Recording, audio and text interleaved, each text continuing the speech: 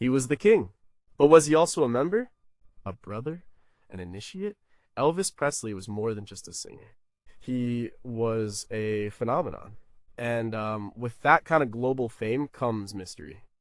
People saw him on stage, but they didn't really know the man. He was intensely private. He was also a seeker. He spent his life searching for spiritual truth, for answers to life's biggest questions. This search led him down some strange paths, into books and philosophies most people never touch. And that's where the rumors start. When someone that famous dies so young, the questions don't stop. They multiply, people started looking for clues. They looked at the symbols he wore. They looked at the books on his nightstand. They looked at the company he kept, and they saw patterns. They saw connections. Connections to groups that operate in the shadows, these secret societies. Or was Elvis just a curious reader? Or was he a secret member of some of the most powerful and mysterious organizations in history? Did his fame give him a key to doors no one else could open? Or did these groups seek him out, seeing his influence as a powerful tool? The official story is simple. He was a singer from Tupelo who got famous, got rich, and died tragically.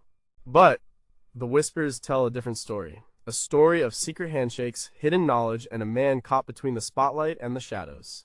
Let's look at the rumors. Let's look at the evidence. You can decide for yourself what to believe. His number 15 was the Memphis Mafia, more than just a crew. Everyone knows about the Memphis Mafia. They were Elvis's inner circle. His friends, his bodyguards, his employees. They lived with him, traveled with him, and protected him from the outside world. On the surface, they were just a bunch of guys from back home who got to live the dream with their famous friend. But some people think it was much more than that. They think the Memphis Mafia was Elvis's own private secret society. Think about how secret societies work. They have a charismatic leader at the center. That they have a strict code of loyalty. The Memphis Mafia had that. If you broke Elvis's trust, you were out forever.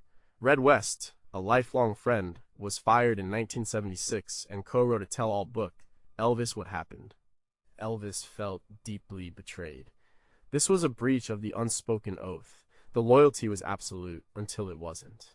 Secret societies have their own rules, their own language. The guys in the crew had inside jokes and a way of life that no outsider could understand. They operated on Elvis's bizarre schedule, sleeping all day and living by night. They had a uniform of sorts, often wearing TCB pendants, which stood for taking care of business. This was their symbol, their crest. Elvis designed it himself, a lightning bolt striking down from the letters TCB. He said it meant getting things done in a flash, but symbols in secret groups often have double meanings. The structure was hierarchical. Elvis was the undisputed king. Under him were his closest friends like Joe Esposito, his right-hand man, and Marty Lacker. Then there were others with specific roles. They handled the money, the cars, the security. It was a self-contained world with its own laws, all centered on one man. Historian Alana Nash, in her book Elvis and the Memphis Mafia, documents the intense, almost cult-like devotion the members had for him. They gave up their own lives to serve his. This wasn't just a job. It was a complete surrender of identity to the group and its leader. They also enforced a code of silence. What happened at Graceland, or on tour, or in a hotel room in Vegas, stayed secret. This omerta, a term usually associated with the real mafia, was strictly enforced. They kept his secrets about his relationships, his health problems, and his prescription drug use hidden from the public for years. This protection of secrets is a core function of any secret society. They create a wall between their world and the outside world. So was it just an entourage, or was it something more formal? There were no secret handshakes or initiation rituals that we know of. But the core principles were there. Absolute loyalty to a single leader, a shared symbol. A code of silence, a private world with its own rules. Elvis created a bubble around himself, and the Memphis Mafia were the guardians of that bubble. They weren't a historical secret society with ancient roots, but they functioned like one. A modern, bespoke secret society built around the biggest star in the world. What secrets did the Memphis Mafia take to their graves? If they were a true secret society, was there a formal oath they all took that has never been revealed? Could their code of silence be the real reason we still don't know the full story of Elvis's final years? And did Elvis himself see them not as friends, but as the first and most important members of his own private order. Well, number 14, did a Masonic ring link Elvis to the world's oldest fraternity? The Freemasons are one of the oldest and the most famous secret societies in the world. George Washington was a Mason, so was Benjamin Franklin, Mozart too. Their symbols, the square and compass, the all-seeing eye, are everywhere. They call themselves a peculiar system of morality veiled in allegory and illustrated by symbols. It's a brotherhood dedicated to self-improvement and charity, and some people are convinced Elvis was a part of it. The biggest piece of evidence people point to is a ring. In some photos from the 1970s, Elvis can be seen wearing a large gold ring with a prominent square and compass symbol on it. For Masons, this is a big deal. You don't just wear that ring. It signifies that you are a Master Mason, the third and final degree of the main Masonic lodge system. So case closed, right? He wore the ring. He must have been a member. But it's not that simple. There are no official Masonic records in Tennessee or anywhere else that list Elvis Presley as a member. The Grand Lodges, the governing bodies of Freemasonry, keep meticulous records. If he had joined, there would be a paper trail. A petition he signed, records of his initiation, his passing to the fellow craft degree, and his raising to a Master Mason. None of that has ever been found. So why the ring? One theory is that his father, Vernon Presley, was a Mason. It's common for a son to wear his father's ring.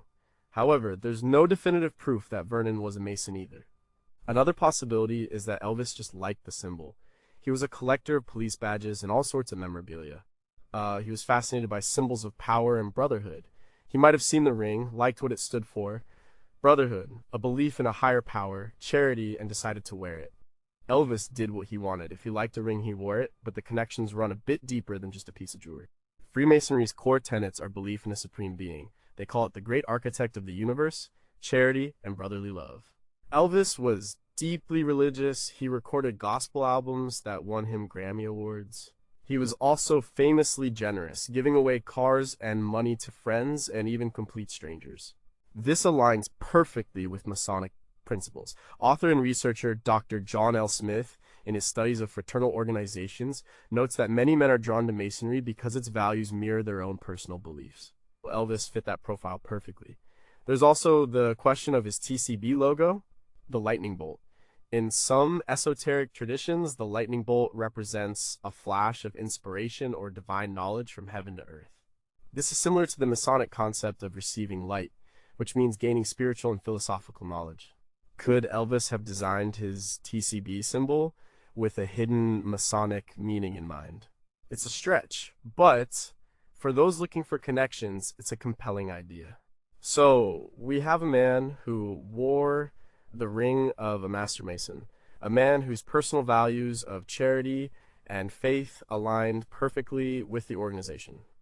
A man who used symbols that could be interpreted with a deeper esoteric meaning. But we have no official record. No one from his inner circle ever confirmed he was a member. Could Elvis have been initiated into a secret, regular lodge that keeps no public records?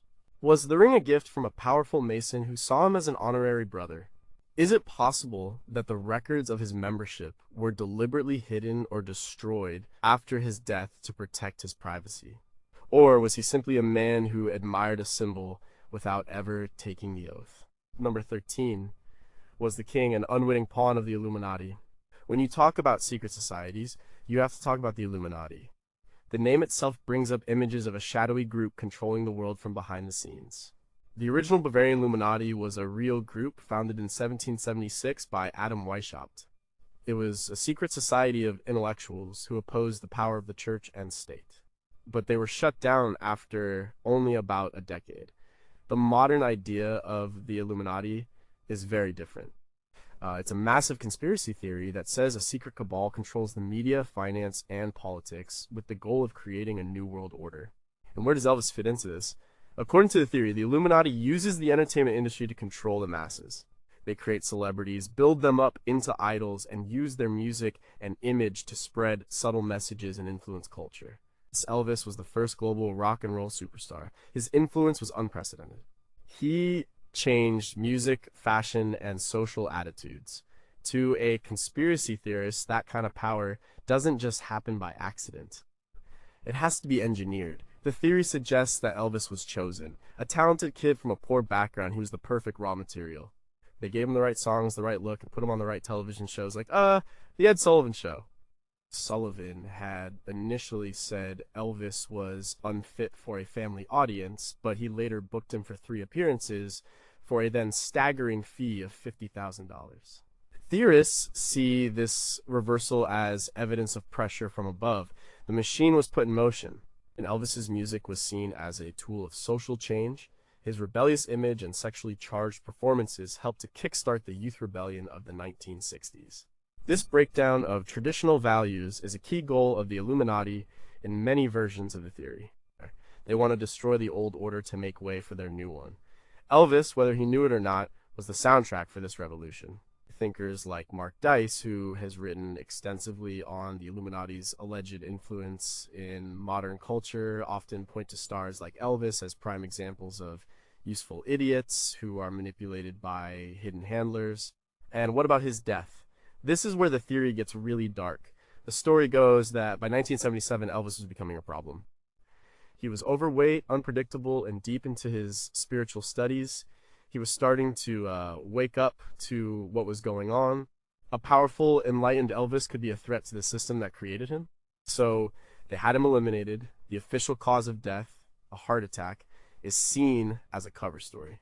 The alternative is that he was either murdered or that his death was faked and he was taken away to live in seclusion. The Elvis is alive theory feeds directly into the Illuminati narrative. He escaped their control. There is, of course, no real evidence for any of this. It's pure speculation built on connecting dots that might not even be there. But the theory persists because it offers a grand, dramatic explanation for a life and death that were already larger than life. It takes the messy, tragic reality of a man's struggle with fame and addiction and turns it into an epic battle between a global conspiracy and the king of rock and roll. If the Illuminati created Elvis, who were his handlers, was his manager, Colonel Tom Parker, more than just a manager? Was he an agent assigned to control Elvis? Could the strange symbols in his movies or on his album covers be hidden Illuminati messages we still haven't decoded? And if his death was faked, did the Illuminati help him disappear, or was he running from them? Number 12, did the Rosicrucians hold the key to his spiritual quest? Elvis's spiritual search was deep and lifelong. He wasn't satisfied with the Sunday school answers he grew up with. He was looking for something more. This search led him to a library of esoteric and mystical books. And one of the most prominent groups he studied was the Rosicrucians. The Rosicrucians are a mysterious fraternity with roots in the 17th century. They claim to possess secret wisdom passed down from ancient times. Their teachings combine elements of Christian mysticism, Hermeticism, Kabbalah, and alchemy. And they focus on the spiritual evolution of humanity and believe in reincarnation and karma. The name comes from their symbol, a rose attached to a cross, the Rosy Cross. Elvis's hairdresser and spiritual mentor, Larry Geller, was the one who introduced him to these ideas. Geller brought bags of books for Elvis to read on tour and at Graceland. In his book, If I Can Dream Elvis's Own Story, Geller details the countless hours they spent discussing these philosophies. One of the key organizations they studied was the ancient mystical order Rosicrucis Amorc, a modern Rosicrucian group based in San Jose, California. Elvis was fascinated by Rosicrucian concepts. He was drawn to the idea that you could achieve a direct personal connection with God through study and meditation without needing a priest or a church. He was also deeply interested in the idea of reincarnation. He often wondered if he had lived before and what his purpose was in this life. According to Geller, Elvis felt a strong connection to these teachings. He even corresponded with the Rosicrucian headquarters, asking questions and seeking more information. So, did he ever officially join? There's no proof he became a card-carrying member. Joining the Rosicrucians often involves mail-order lessons called monographs, which you study in private. It's a very solitary path. It's entirely possible. Elvis studied these materials without ever formally joining. He was a deeply private person, especially when it came to his spiritual beliefs. He might have seen formal membership as just another institution, and he was tired of institutions. However, the influence of Rosicrucian thought is undeniable. It shaped his worldview in his later years. He started to believe that his voice was a gift from God for a specific purpose. He saw his concerts not just as entertainment, but as events where he could spread positive energy and healing. This idea of a spiritual mission is very much in line with Rosicrucian philosophy. Manly P. Hall, a renowned scholar of esoteric traditions whose work Elvis also read, wrote that the true Rosicrucian is one who dedicates their life to the service of humanity. For Elvis, with his immense love for his fans and his incredible generosity, seemed to be trying to live up to that ideal. Whether he was an official member or just a dedicated student, the Rosicrucian path was central to his inner life. It offered him a framework to understand the strange and isolating life he was living. It gave him hope that there was a deeper meaning to his fame and his struggles. Did Elvis secretly complete the Rosicrucian monographs and become a full initiate without telling anyone, even Larry Geller? Could the design of Graceland's meditation garden contain hidden Rosicrucian symbols? Was his interest in Rosicrucianism a genuine spiritual search, or was it just another distraction from the pressures of his life? And did he believe he had unlocked some ancient secret knowledge before he died? Number 11, was he a follower of Theosophy's secret doctrine? Closely related to his interest in Rosicrucianism was Elvis's fascination with Theosophy. The Theosophical Society was founded in 1875 by Helena Blavatsky, a Russian noblewoman and occultist. Theosophy is a complex spiritual philosophy that seeks to uncover the secret doctrine or hidden truth underlying all the world's religions. It proposes that there is an ancient wisdom that has been passed down through a secret brotherhood of masters or adepts. This idea of a hidden, universal truth was incredibly appealing to Elvis.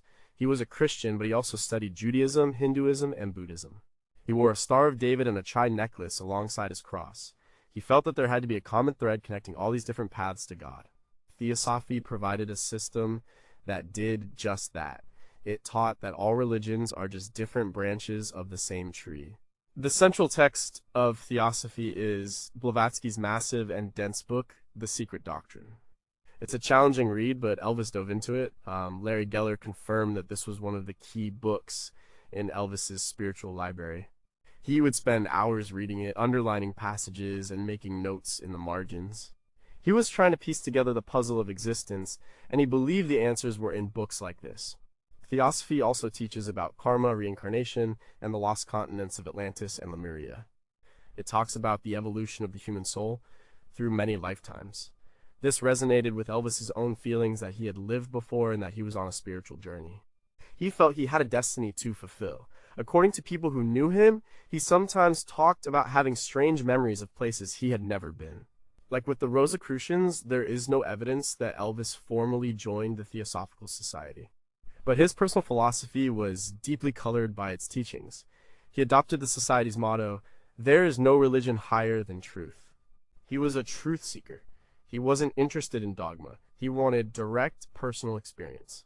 His famous meeting with the Beatles in 1965 could be seen through this lens. The Beatles were also on their own spiritual journey, which would famously lead them to the Maharishi in India. When they met Elvis, they were all at the height of their fame, perhaps the only people on the planet who could understand each other's lives. It was a meeting of spiritual seekers who were trapped inside the machine of global celebrity. While they mostly just jammed on guitars, one wonders what deeper conversations they might have had. Both Elvis and George Harrison in particular would go on to explore Eastern philosophy, a core component of Theosophy. Elvis's quest was a lonely one. He was surrounded by people, but few could understand his deep spiritual hunger. Theosophy gave him a language and a framework for his search. It assured him that he wasn't crazy for thinking there was more to life than gold records and screaming fans. It told him that there was a secret, ancient wisdom and that he, Elvis Presley, could access it. Did Elvis ever make contact with the secret masters that Theosophy talks about? Were his late-night meditation sessions an attempt to astrally project and meet them? Could his drug use have been a misguided attempt to achieve the altered states of consciousness described in theosophical texts? And if he had lived, would he have eventually walked away from his career to become a full-time spiritual teacher, as some have suggested? Third, number 10, were the Knights Templar the secret power behind his throne? This one is a deep dive into the world of conspiracy. The Knights Templar were a real Catholic military order founded in the 12th century. They were warrior monks who became incredibly wealthy and powerful. They were eventually suppressed by the Pope in 1312, and their leader, Jacques de Molay, was burned at the stake. But legend says they didn't really disappear. The story goes that they went underground, protecting their vast treasure and their secret knowledge, and that they continue to exist to this day. How could Elvis possibly be connected to a medieval order of knights? The link comes through Freemasonry. One of the appendant bodies of Freemasonry is called the Knights Templar. To become a Masonic Knight Templar, you must first be a Master Mason, and you must be a Christian. It is the highest degree in what is known as the York Rite of Freemasonry. So the theory is this: if Elvis was a secret Freemason, as the rumors suggest, then it's possible he went on to become a Knight Templar as well. This would have appealed to him. He loved the idea of being a knight, a protector. He was a black belt in karate. He saw himself as a warrior for good. The imagery and ritual of the Knights Templar with their swords, banners, and chivalric code would have been irresistible to him. The connection also gets tied into the idea of sacred bloodlines. Some alternative histories, like the one proposed in the controversial 1982 book The Holy Blood and the Holy Grail, suggest that the Knights Templar were the protectors of the bloodline of Jesus Christ. This connects to another fringe theory that Elvis himself was descended from a special hidden lineage. It's a wild idea with no historical basis, but in the world of Elvis conspiracies, it's a popular one. The idea that the king of rock and roll was also the descendant of an ancient sacred family protected by a secret order of knights is a powerful myth. There's also his connection to the city of Memphis. Elvis lived in Memphis, Tennessee. The ancient city of Memphis in Egypt was a center of spiritual wisdom and home to many mystery schools. The name Memphis means established and beautiful. Some esoteric researchers believe the name of the American city was chosen for a reason, that it is a place of special energy. They see a connection between the wisdom of ancient Memphis, the secrets of the Knights Templar, and the rise of the king from modern Memphis. This is all highly speculative. There is zero concrete evidence to support it, but it creates a fascinating narrative. It paints a picture of Elvis not just as a singer, but as a secret knight, a guardian of ancient wisdom. It recasts his life as a modern-day Grail quest. His TCB slogan, taking care of business, could be reinterpreted as taking care of the bloodline or some other secret mission.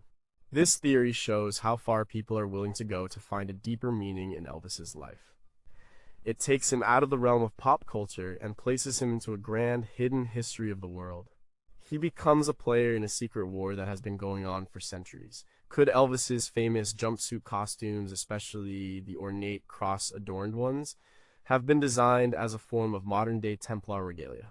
Was his TCB crew, his own version of a Templar commandery, sworn to protect him in a secret? Did he believe he was part of a sacred bloodline, and was this knowledge a source of both pride and a heavy burden? Or is the Templar connection just a fantasy, a way to make the king even more mythic than he already was? Number 9. Was he tapped by the secretive Skull and Bones? Skull and Bones is one of America's most famous and exclusive secret societies. It's a senior society at Yale University. It was founded in 1832, and its members are called Bonesmen. They are notorious for their secrecy and their powerful alumni network, which includes presidents like George H.W. Bush and George W. Bush, as well as senators, judges, and titans of industry.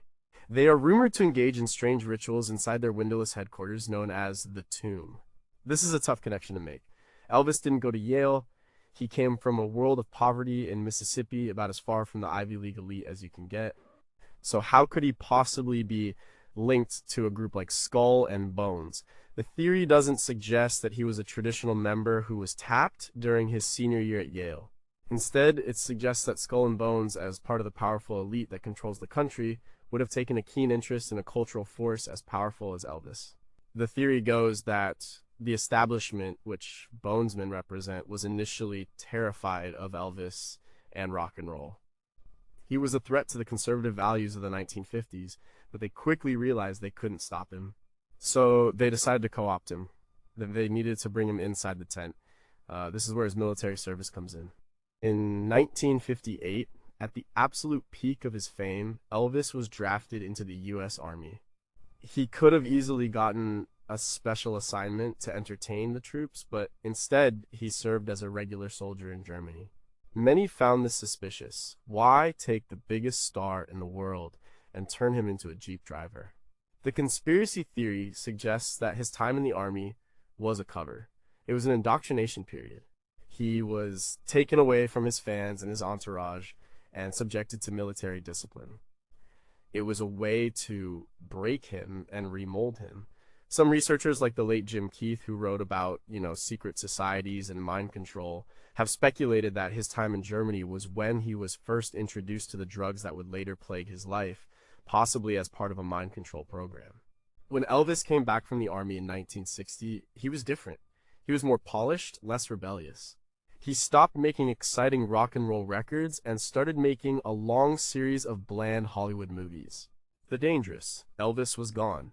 To theorists, this was a sign that the plan had worked. He had been tamed by the establishment, the same establishment run by groups like Skull and Bones. The idea is that he wasn't a bunsman in the traditional sense, but that he was made an asset of the network. His immense popularity was now a tool they could use to sell a safer, more commercialized version of youth culture.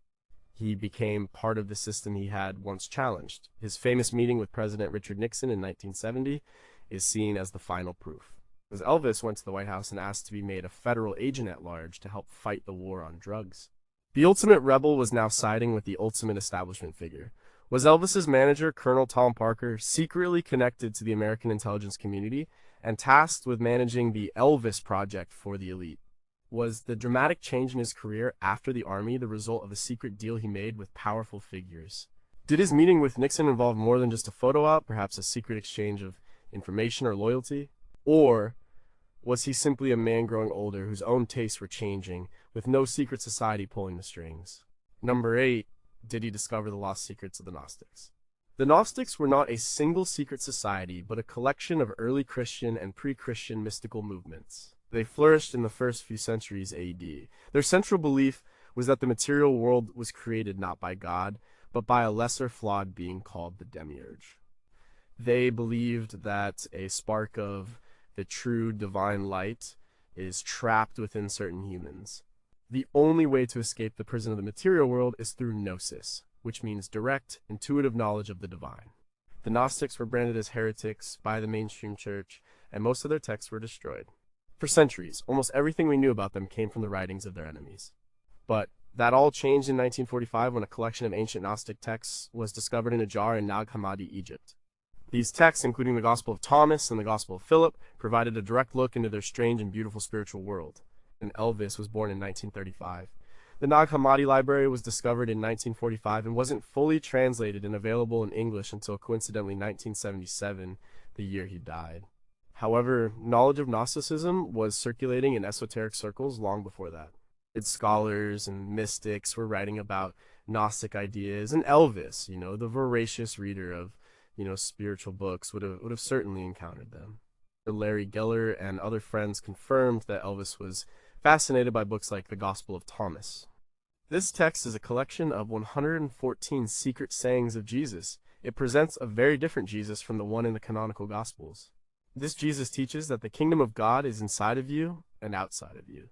He teaches that to find the truth, you must look within. This was exactly what Elvis was trying to do. He was trying to find God within himself. The Gnostic idea of being a stranger in a strange land would have resonated deeply with him. He was one of the most famous people in the world, yet he felt profoundly lonely and misunderstood. He was trapped in the material world of fame, money, and luxury, but his soul longed for something more. The Gnostics taught that this feeling of alienation was a spiritual signal.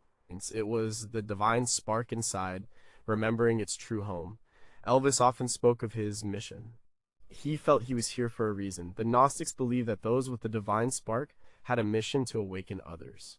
They were messengers. Could Elvis have seen his music as a form of Gnostic gospel? A way to transmit a spiritual message that went beyond the lyrics?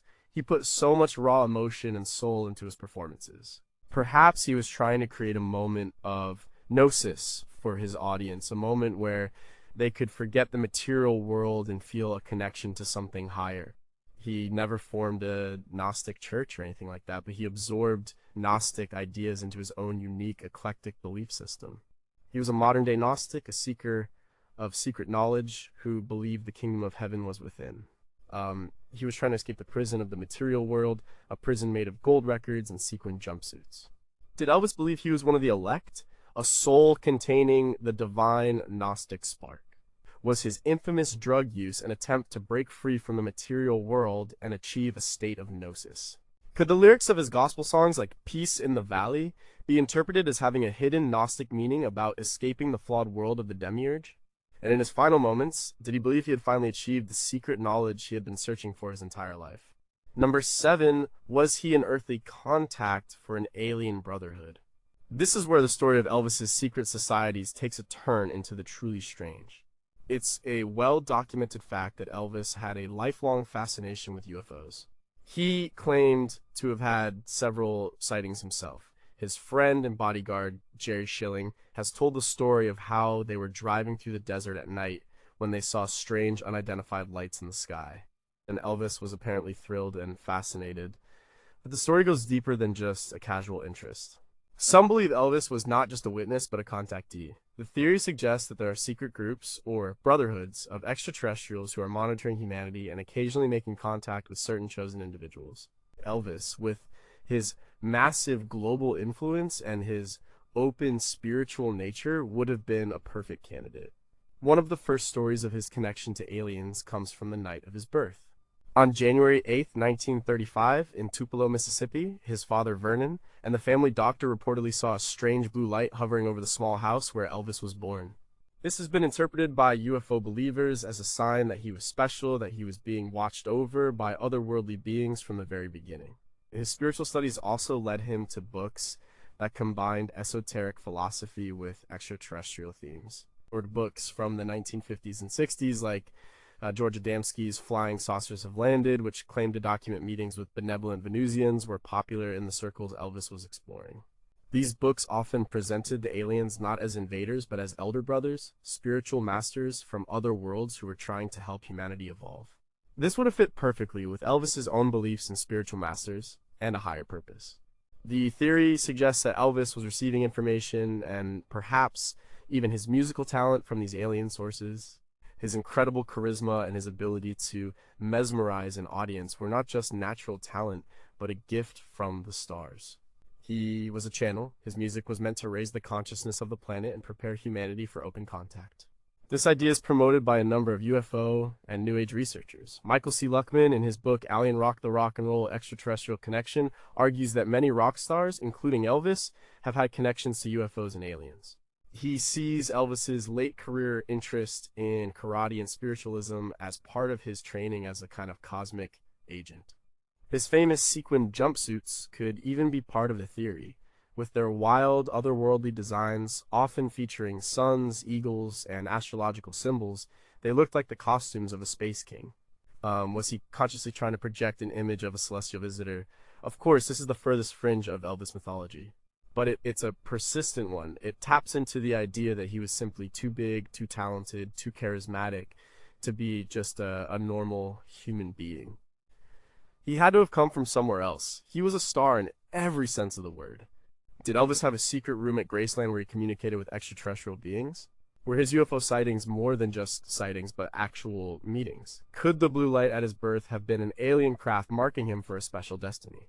And is it possible that he didn't die in 1977, but was instead taken away on a spaceship, his mission on Earth complete? Number 6, was he a secret agent for the Federal Bureau of Investigation? This rumor isn't about an ancient mystical order, but about a modern and very real secret society of sorts, the FBI under its infamous director, J. Edgar Hoover. The FBI in Hoover's time was a secretive and powerful organization that kept files on millions of Americans. And it's a documented fact that Elvis Presley had a relationship with both the FBI and its director. The story culminates in his famous meeting with President Richard Nixon on December 21st, 1970. The pictures from that meeting are iconic. Elvis, in a purple velvet suit and a huge gold belt buckle, shaking hands with the straight-laced president. The reason for the meeting was that Elvis wanted to be made a federal agent at large for the Bureau of Narcotics and Dangerous Drugs. He wrote Nixon a letter on an airplane explaining that he wanted to use his influence to help fight the drug culture that he believed was ruining America's youth. To many, this was a bizarre and hypocritical request from a man who was known to have a serious prescription drug problem himself. But to others, it was a clue. Was this just a strange whim, or was there something more going on? The theory suggests that Elvis was already working for the government, and this meeting was about making it more official. The FBI had a massive file on Elvis, which is now publicly available through the Freedom of Information Act. It's over 600 pages long. It contains letters from the public denouncing him as a menace in the 1950s, extortion threats against him, and details of his security arrangements. But it also contains friendly correspondence between Elvis and J. Edgar Hoover. Elvis admired Hoover and saw him as a great American patriot. The theory goes that Elvis, with his access to the entertainment industry and youth culture, was a perfect informant. He could travel the country, meet all sorts of people, and report back on subversive activities. Who would ever suspect the king of rock and roll of being a federal agent? It was the perfect cover. His anti-communist and pro-American statements, which he often made on stage, are seen as part of this role. He was promoting the government's agenda. In this view, his condemnation of the Beatles is particularly significant. He reportedly told Nixon that the Beatles were anti-American and that their drug use was a bad influence. Was this genuine concern, or was he feeding the FBI information on other celebrities? This theory paints a very different picture of Elvis, not as a rebel, but as a secret patriot, an undercover agent working for the establishment. His struggles with drugs could even be reinterpreted. Perhaps he wasn't an addict, but was using the drugs as part of his cover to maintain his access to the very drug culture he was supposed to be fighting. It's a stretch, but it's an intriguing alternative to the standard narrative. The idea of Elvis as a secret agent adds another layer of mystery to his life. It suggests that his public persona was just a role he was playing, and that the real Elvis was a man on a secret mission for his country. Did J. Edgar Hoover personally recruit Elvis during a secret meeting that was never documented? Was Elvis's manager, Colonel Tom Parker, who had a mysterious, undocumented past, his government handler? Could his death have been a professional hit carried out because he knew too much or was about to go public with his secret role? And are there still classified sections of his FBI file that would tell the real story? Number 5, did a secret numerology sect guide his life? Elvis was obsessed with numbers. This isn't a rumor, it's a well-documented fact. He was deeply interested in numerology, the mystical belief that numbers have a spiritual significance and can reveal a person's character and destiny. He didn't just find it interesting, he lived by it. His favorite book on the subject was Hero's Book of Numbers. Shiro was the pseudonym of William John Warner, a famous Irish astrologer and occultist from the late 19th and early 20th centuries. Elvis carried this book with him everywhere. He would spend hours calculating the numerical value of names and dates, looking for patterns and meaning. He was particularly interested in his own numbers. His birth name, Elvis Aaron Presley, had a specific numerical value. His birthday, January 8th, 1935, was also significant. He believed these numbers held the key to his destiny. He would analyze the numbers of people he met, and it would influence his opinion of them. If their numbers were good, he trusted them more. This obsession went beyond just a personal hobby. The theory is that Elvis was part of a small secret group, a kind of numerology sect, that used this knowledge to guide their lives and decisions. This wouldn't have been a large formal organization, but a small circle of believers who shared this secret knowledge. Larry Geller, his spiritual guide, was certainly part of this circle. They would spend, late nights together at Graceland, deep in discussion about the meaning of numbers. The influence of numerology can be seen in his career. He would look for auspicious dates to start tours or record albums. The name of his band, TCB, and his personal motto, taking care of business, would have been analyzed for their numerical properties. Everything had to align. This belief system provided a sense of order in a chaotic life. For a man whose life was so unpredictable and out of his own control in many ways, numerology offered a hidden blueprint. It suggested that everything, even the bad things, was part of a larger cosmic plan that could be understood through numbers. It was a secret language that only the initiated could understand. Some have even suggested that he planned his own death according to numerological principles. This is a very dark corner of the theory, but it persists. The date of his death, August 16th, 1977, when broken down and analyzed through Chero's system, can be interpreted in various ways that some find significant. For example, 8 for August plus 16 the day, plus 1 plus 9 plus 7 plus 7, the year E48. And then 4 plus 8, 12, and 1 plus 2, A3. The number 3 is often associated with creativity and communication, but also with scattered energies. The interpretations are endless. Whether he was part of an organized sect or just a very dedicated solo practitioner, numerology was a secret system that governed Elvis's world. It was a private religion, a code that he believed could unlock the secrets of the universe. Were there other high-profile celebrities in Elvis's secret numerology circle? Did he use numerology to choose the songs he would sing or the movies he would make? Is it possible that the location of Graceland itself was chosen based on some form of numerical or astrological calculation? And could the date of his death have been a final, deliberate message written in the language of numbers? Number 4, was he an initiate of the Las Vegas underworld? When Elvis made his big comeback in 1969, he did it in Las Vegas. He signed a deal to perform at the International Hotel, which was at the time the largest hotel and casino in the world. His Vegas shows became legendary. He performed over 600 consecutive sold-out shows, a record that still stands. Las Vegas redefined him. But Las Vegas in that era was a city with a very dark secret. It was largely built and controlled by the mob. The casinos, the hotels, the entertainment, it was all connected to organized crime figures like Meyer Lansky and Sam Giancana. To be a major star in Las Vegas in the 1970s, you had to deal with these people. The theory is that Elvis didn't just deal with them, he was, in a sense, one of them. Not a gangster, but an initiate into the secret society of the Las Vegas underworld. This society operated on its own rules. Loyalty was everything. Secrets were kept, and favors were traded. Frank Sinatra, another legendary Vegas performer, was famously connected to the mob. He was part of that world. When Elvis arrived, he was the new king. He had to be brought into the fold. His manager, Colonel Tom Parker, made the deal. It was a hugely lucrative contract for Elvis, but it also locked him into a grueling schedule of performances. Some have argued that the deal was not in Elvis's best interest, that it benefited the hotel, and by extension its hidden owners, more than it benefited Elvis. He became the golden goose for the mob-run casino. Being part of this world meant being protected. Elvis had security, but the real security came from the fact that he was a major earner for the powers that be. No one would dare mess with him, but it also meant he was trapped, like he was part of a system he couldn't leave. His desire to tour the world was repeatedly blocked by Colonel Parker, who had his own reasons, but it also served the interests of the Vegas bosses who wanted to keep their main attraction in town. There were also the perks, the high roller suites, the private jets, the sense of being above the law. In Las Vegas, stars like Elvis were treated like royalty. They were members of a very exclusive club. This club had its own code of conduct. What happened in Vegas stayed in Vegas. This applied to gambling debts, illicit affairs, and the darker side of the celebrity lifestyle. There are stories of Elvis meeting with figures connected to the mob. These weren't necessarily sit-downs to discuss business, but social encounters in the closed-off world of Vegas nightlife. He was in their territory, he was breathing their air. Whether he was a willing participant or a well-paid prisoner, he was part of their secret society. A society built on cash, power, and secrecy.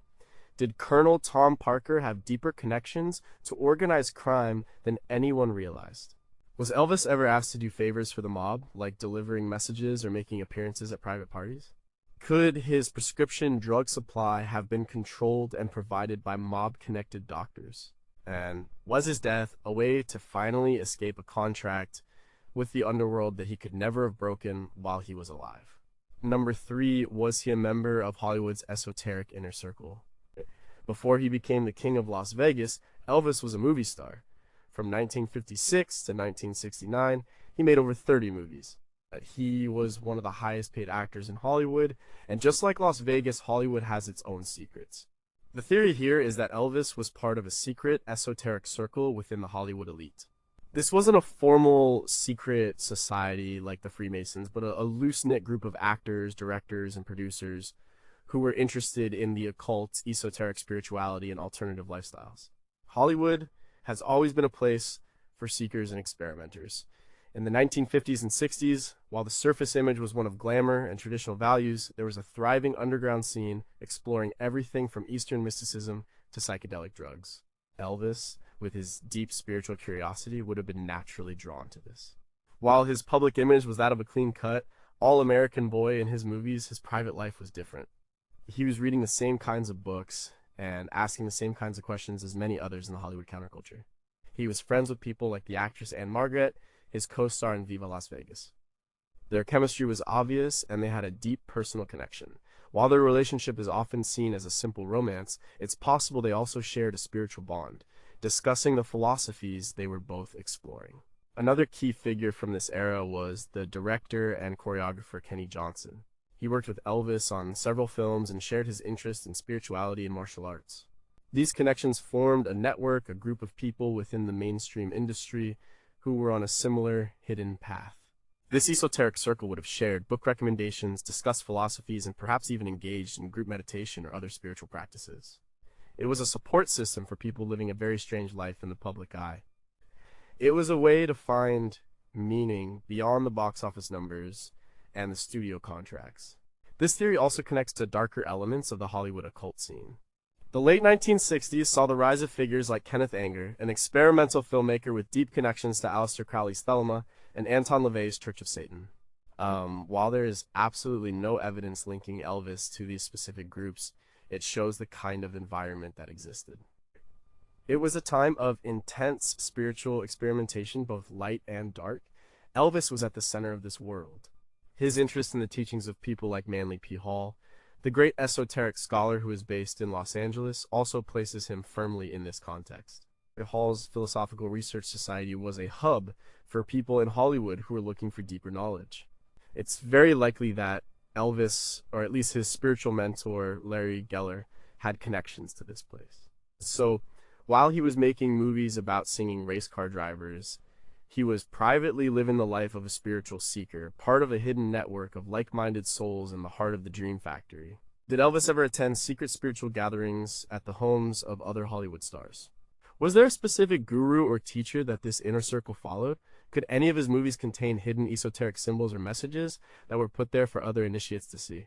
And did his decision to leave Hollywood and return to live music in 1969 have a spiritual motivation, a feeling that the Hollywood scene had become too dark or spiritually empty? Number 2, did he take a vow with the Self-Realization Fellowship? One of the most significant spiritual influences in Elvis's life was the Indian guru Paramahansa Yogananda.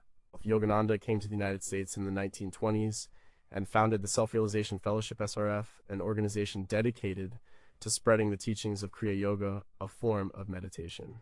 His book, Autobiography of a Yogi, became a spiritual classic and was one of Elvis's most treasured possessions. Elvis discovered the book in 1965. Larry Geller gave it to him, and it changed his life. He read it over and over, and he gave copies of it to dozens of his friends and family.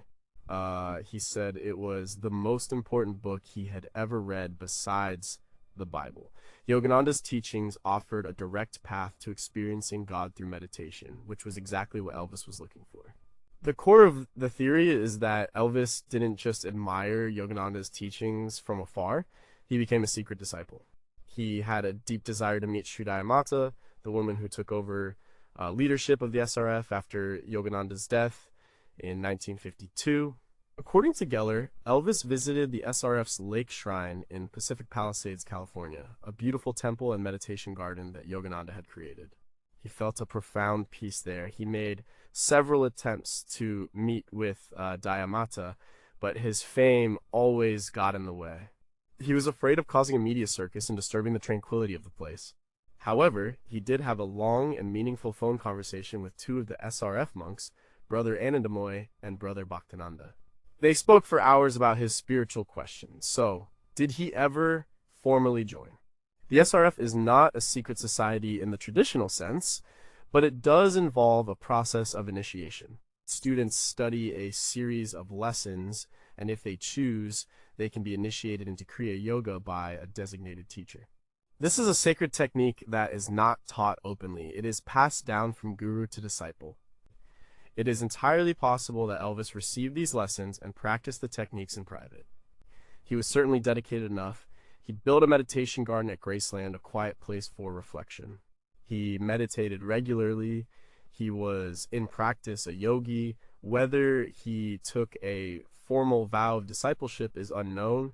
The SRF is very private about its members. They would never confirm or deny it. His belief in the guru-disciple relationship was strong. He saw Yogananda as his guru, his spiritual guide. He even had a vision of Yogananda's face appearing in the clouds on a trip to Arizona. For Elvis, this was a real and powerful connection. He was a member of Yogananda's spiritual family, whether there was a membership card or not. His life became a struggle between the materialistic world of his career and the spiritual world he learned about from Yogananda. He was trying to be a yogi in a rock and roll world. It was a conflict that defined his final years. Did Elvis ever have the secret meeting with Sri Amata that he longed for? Was he secretly initiated into the sacred technique of Kriya Yoga by one of the monks he spoke with? Could his famous onstage karate movements have been a form of active, physical meditation inspired by yogic principles? And did he believe that through Yogananda's teachings he had found the path to an immortal life beyond his physical body? Number 1, was he a member of a secret branch of the US government? This final theory brings together elements from several others. It's the ultimate conspiracy. It suggests that Elvis Presley was not just an informant or a casual patriot, but a deep cover agent for a secret branch of the United States government or intelligence community, and that his entire life, from his rise to fame to his supposed death, was part of a massive clandestine operation. This theory starts with his military service. As mentioned before, drafting the biggest star in the world to be a regular soldier seems strange. This theory posits that his time in the army was his recruitment and training. He was chosen for his charisma, his popularity, and his access to all levels of society. He was the perfect man to be a new kind of secret agent. His public persona as a rock and roll star was the perfect cover. No one would ever suspect him. He could travel, meet people, and gather information without raising any suspicion. Or his manager, Colonel Tom Parker, with his strange, unverifiable past and his carnival barker persona, is seen as his handler, a seasoned intelligence operative tasked with running the Elvis Project. What was his mission? It could have been anything. Monitoring youth culture for subversive elements. Acting as a cultural ambassador for the US during the Cold War. Using his celebrity to gain access to foreign leaders or sensitive information. The possibilities are endless. His meeting with President Nixon is seen as a debriefing, a meeting between a field agent and his commander-in-chief.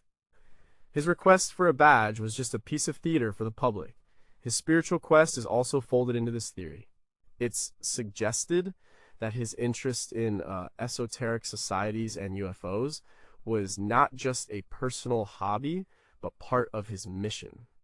He was tasked with infiltrating these groups, learning their secrets, and reporting back. He was an agent in the world of the occult, and then there's his death. In the world of espionage, agents are sometimes retired when their cover is blown or their mission is over. This can mean elimination, or it can mean being given a new identity and disappearing.